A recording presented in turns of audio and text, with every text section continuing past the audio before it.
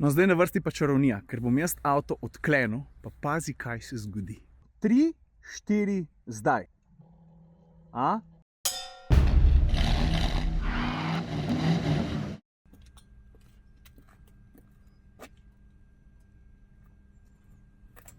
Jo, v tem trenutku moj telefon sloni na nosilcu za registrsko tablico enega avtomobila, ki je francoski, priključen hibrid je, razmeroma nov, predvsem za slovenski trg, pa kaj še? Aha, a slišiš? Malo se moraš še sam s sabo pomeniti, ker sem ga ravnokar ugasnil, preden gre spat. Pa celotna znamka je razmeroma mlada, čeprav je njeno ime postalo slavno že leta 55. Vlog o njegovem manjšem in mlajšem bratu ste že videli, zdaj pa cajt, da razložim. Avto, o katerem govorim, je hotel sem reči Citroen DS7, ampak ni. Vidiš, to je past, v katero se ujameš, zato ker Citroen je najprej naredil DS, boginjo leta 55, pa potem in o tem sem že govoril pri vlogu DS3, so prišli Citroeni DS, no pa se je pa Citroen v eni točki odločil, da si DS zasluži biti kar celotna znamka in tole je DS7 Crossback, ampak ne čist navaden, zato ker je priključen hibrid. Skoraj sem se v glavo udaril. V osnovah se ne bomo pogovarjali, priključen hibrid je zato, ker ga lahko, malo sem štorast, zato ker ga lahko preklopiš. Imaš pa tudi navadenega, ampak to ni ta. Pa preden se posvetimo DS7, prihaja tudi DS9, tista avto bo klasična limuzina, ko bo znanga kaj več, bom tudi povedal kaj več. Pa mogoče sam še to, povedal sem, da je priključen hibrid, ti moraš povedati tudi to, da zato, ker je priključen hibrid, je tole dodatek k njegovemu imenu. DS7 Crossback e-Tense 4x4. Cene za DS7 se začnejo pri švoh 43 in zaključijo nekje pri vrhu, to je točen ta avto, pri švoh 57. Pa če sem že odprl zgodbo o pogonskem sklopu in o hibridizaciji tega avtomobila, motor, s tem imam v mislih klasiko, je bencinski, 1,6 litrski, proizvede 200 konjev, pa se mi zdi, da je 300 Nm navor. No pa imamo pa tukaj še štrom. Kapaciteta baterije je 13,2 kWh in elektromotor s pomočjo baterije razvije dodatnih 80 oziroma 110 konjev moči. In na koncu nanese, da je skupna sistemska moč okrog 300 konjev navora, je za nekaj čez 500, mislim, da 520. In naslednje logično vprašanje je seveda dober, priključen hibrid, koliko je pa enega dosega, če govorimo samo o sposobnosti električne vožnje. Malo je odvisen tudi od letnega časa, pa pozimi temperature padajo, malo krajše, ampak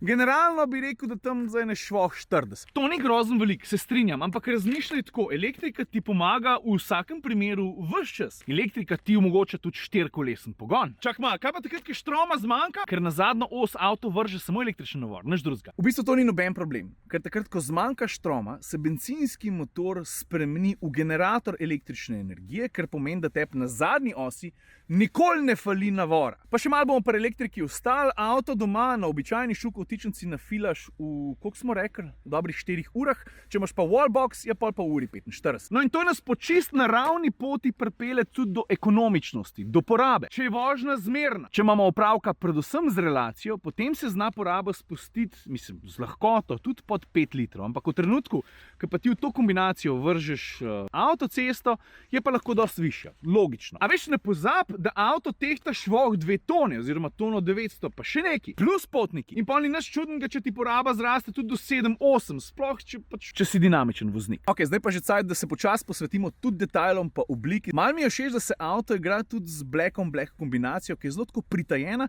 in je mogoče naključno opazovalec, tudi če bi si dobro ogledal avto, niti ne bi opazil. Le en tak pritajen black on black detalj je tale DS tukaj pri zadnji luči, vidiš? Naslednji je pa napis Crossback nad logotipom tukaj na zadku, vidiš? No pa ta black on black scena se ponovi tudi spredaj, ker drugač boš videl kakšnega drugega DS-a in bo ves tale del, ki ga zdaj šlatam, kromeran. Tudi tist mu paše, ampak to se mi zdi pa, da še malo bolj. No pa imamo pa tukaj še izpušni cevi, 2 sta pokončno postavljeni, predvsem pa tale detalj mi je všeč, gre za neke vrste kovinsko mrežco, niti ne znam dobro razložiti, dajmo ven kamenčke, kaj to je, ampak vem pa, da zgleda fajn. Ja, tole pa predvsej umazan, jaz te stvari dostakrat rad spucam, preden jih pokažem. Vidiš, tukaj je napisan paket opreme, piše DS Performance Line. To ful dobro izpade, predvsem v kabini se pa preselimo noter, do takrat pa, evo, takole. No, zdaj pa preden ti pokažem meni najhujši stilski trik, ki ga ta avto zna, še trenutek pozornost zadnjim lučem, zdaj, ki niso prižgane, se nič ne vidi, ampak detajl je res hud, bom zdaj avto prižgal. Evo naredil, jaz ne vem, če ta detajl pride skozi tako dobro čez zaslon kot v živo, ampak jaz moram poudariti, koliko hudo tole zgleda. Še posebej, če na avto nabašeš po noč. No, zdaj pa preden gremo na detajl, ki mi je najbolj všeč, moramo žaromete face spucati. Mimogrede, vidiš, kaj piše tle v vogalu? DS LED Vision. To so LED žarometi, ne? Menda je to jasno. No, zdaj na vrsti pa čarovnija, ker bom jaz avto odklenil, pa pazi, kaj se zgodi. 3, 4, zdaj. Še mal? Lega frajerja.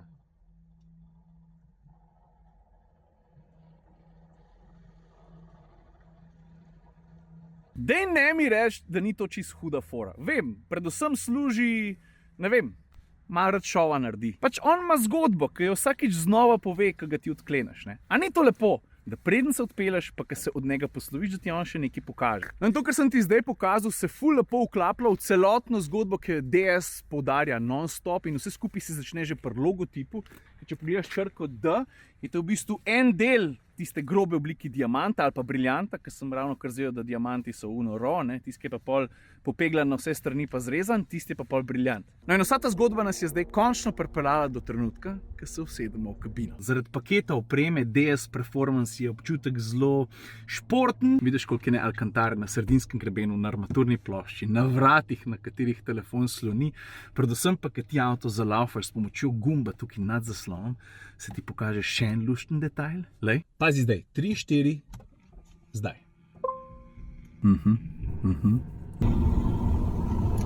Tako za dober dan, ne? In tudi tukaj v kabini je enih jasnih namigovanj oziroma spogledovanj z obliko diamanta, kolikor češ. Poglej recimo sredinski greben, tukaj recimo stikalo za nastavitev voznih programov, pa stikala pravzaprav površine občutljive na dotik za upravljanje z vmesnikom, pa tudi za upravljanje prezračevanja, pa klimatske naprave, pa tukaj bližnjice do navigacije, do muzike, do splošnih nastavitev. Mislim, že meniji so zrisani pa špičasti na ta način. Daj poglej recimo tukaj linijo, ki obkroža temperaturo, ki je nastavljena v kabini, ali pa pol druge male detajle. Vidiš tukaj, pa tukaj. Pa nadaljujemo z volanom, z telim detajlom tukaj gor, ali pa vrtljiv gumb na levi in desni prečki. Pa potem grafika merilnikov, vidiš? No, zdaj pa jaz v drugo vrsto, ker tukaj ti bom bistveno lažje pokazal, kako, na kakšen način ta kabina prevzame. Mislim, že oblikovno je precej samosvoja. Dvignen greben z stikali levo, desno, sicer ta rešitev arhitekturno spominja tudi na kakšnega koncernskega brata.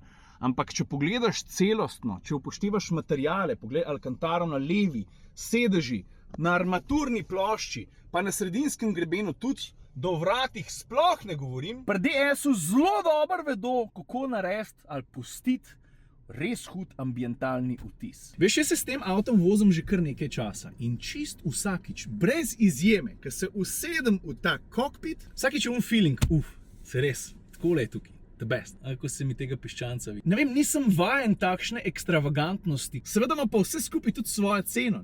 Točen tale avto košta tam 60 jurjev. Ok, obdelali smo obliko, zunaj in znotraj, obdelali smo pogon, porabo, dajmo se lotiti še prostora, pa pol na koncu voznih lastnosti. Prav, prostora je recimo dovolj, povprečno, klop je nastavljiva po naklonu, ne pa tudi vzdolžno. Občutek kakovosti, sestavljenost material je tudi v drugi vrsti enako izrazit kot v prvi. Na koncu je pa treba preseliti in temu se seveda ne moramo izogniti tudi na cesto. DS7 Crossback E-Tense želi vozniku in potniku ugoditi tudi s prilagodljivim podvozjem. Vozni programi, ki jih ponuja, so več ali manj klasični, imamo 4-wheel drive, sport, hybrid, comfort pa elektrik. Obenem pa drži, da ravno na področju vozne dinamike, malo tudi zato, ker je razmeroma težek, na področju natančnosti, preciznosti, pa pri omejevanju nagibanja karoserije ni na enaki ravni kot tisti tekmeci, ki se s športnostjo ravno tako spogledujejo. In če bi moral izpostaviti eno področje, na katerem bi morali inženirji, ki so ta avto ustvarjali, še malo delati,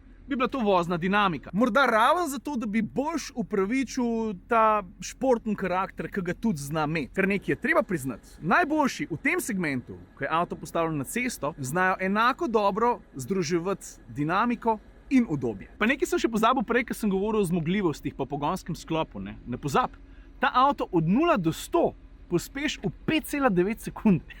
Ta avto je hiter. In zato pravim, da bi mu čisto sedlo še malo piljenje podvozja. Ok, te glavne stvari sem povedal. Mislim, da se sam še ene nisem lotil, pa ga tudi zdaj nam kazal, ko imam kupenih stvari noter. Kufra je za 555 litrov, več kot dovolj, da ta avto upraviči status prvega avtomobila v družini. Za zaključek pa tole. Vesel sem, da so predstavniki znamke DS prepoznali potencial na razmeroma majhnem avtomobilskem trgu, kot je slovenski, z razmeroma šibko kupno močjo. Vesel sem, da je znamka, kot je DS, čeprav zamudo, prihajati tudi k nam, oziroma pri nas že nekaj časa tudi je. In to je to, folk lepo se imejte. Ajde, čau.